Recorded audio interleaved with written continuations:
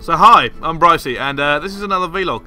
Now, I said in the last vlog, this vlog will be about how you can become a caster, because I get asked that question, Bryce, how do I become a caster? How do I get into casting? Now, the truth is you're already a caster, you're just not recognised as such. If you want to cast, the easiest way to say this is just cast.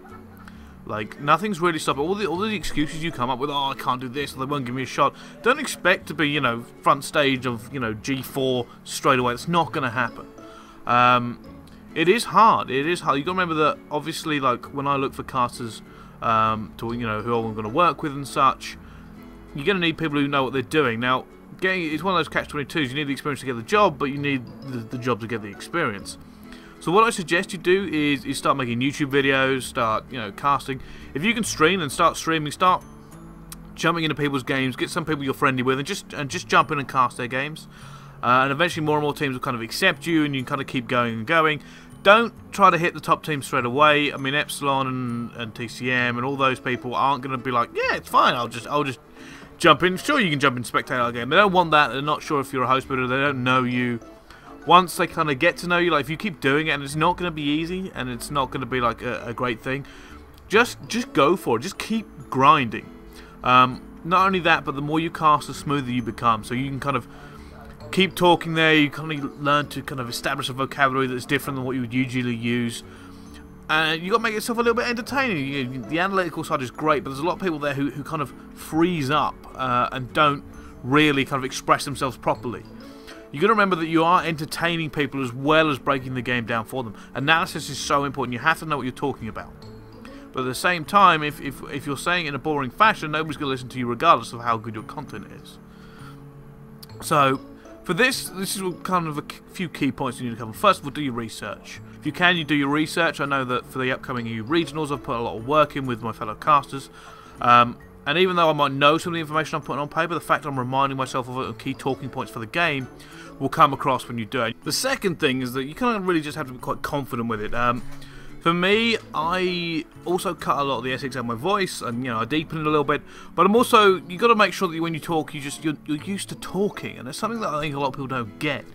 It's not easy nowadays, especially if you're driving. To drive, to look for the engagements, to think about the storyline, the plot points, the strategic point of views, react to the person you're speaking with, and constantly generate those words. And that's something you have to be very comfortable with. Self-confession here, I used to talk to myself when I was driving. Like, I just used to continually practice talking to myself. And that helped me kind of turn of phrases, the way I wanted to say things, the kind of the intros, things like that. Like, I used to practice my intro an awful lot. To the point that I really enjoy doing intros at the moment. So when we kind of come in and think, it used to wind several casters up, because I'll be on the mic kind of just warming up and just kind of get my head into the right zone. And, alright, you know what, I'm a show. I just used to say ladies and gentlemen over and over again. Some casters do other things, some just say rubbish. But I used to just be like, ladies and gentlemen, welcome, it's time. And that kind of thing. You can see I just kind of progression until I'm very comfortable where my voice is at, my pitch is at. And you have to learn the flow of the game. Now, I have cast with people recently and in the past couple of years where they didn't understand this concept as much as they should. Now, every point, not every game is going to be great, but you can at least try and make every game good. Now, there are the points you can kind of build to, storylines you can lay down within the cast. Like, I cast with a person in memory that thought everything was amazing, everything was great, shouted for like the entire course of the cast, and generally when everything is amazing and that's a great two-piece and that's a great shot, when it wasn't, the guy who'd like been shot on the side. That doesn't help the people at home understand what's going on. You're just making a lot of noise for no real gain.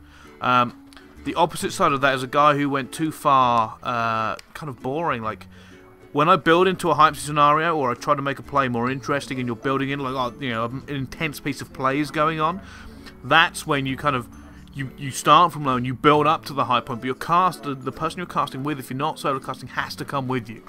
And that didn't happen. That person was unable of generating that hype level, and that would have come with practice. But even reacting, like, you can't go from me going, oh my goodness, he's just whatever, to yeah, that was good, and you can see why that doesn't always work. You have to have that other caster come with you and at least speed up the cast a little bit. There are times to go fast, there are times to go slow. Yeah, I know. Sorry about that. Look. Sorry about that. Someone's decided to take a woodworking project in the middle of my my vlog. It's fantastic. So that's the other thing. Kind of not get distracted by things going on. There are loads of casting techniques which I'll kind of cover in future vlogs. But I think the main points of everything I've been doing is just cast. Like main points. Too long didn't read. YouTube. Start casting. Stream if you can. Start casting. Cups online. Start casting. Do you see where I'm going with this? Make friends with anybody. Volunteer at events. Just kind of go for it. Maybe you're an admin for an event, but you kind of start to know the guy better. You're like, I'd like to take a shot at casting, maybe on a lower stream at an event. Maybe like to come down to a studio or something. Just start doing it. There's no reason to not start doing it. One thing, last thing. If you are trying to become a caster, genuinely ask yourself why you do it. If you want to be famous, don't do it. This is not like real fame. It's not. If you're in it for the money, don't do it. If you do it because, like I do it, I genuinely love Call of Duty esports and esports as a whole, and you feel like you can do a really good job, and you just you live and breathe it.